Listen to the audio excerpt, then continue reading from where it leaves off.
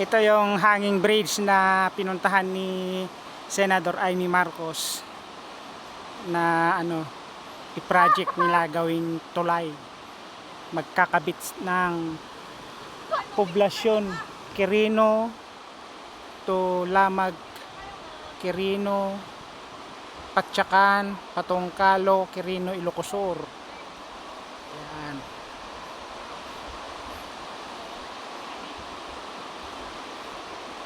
Ang haba ng hanging bridge.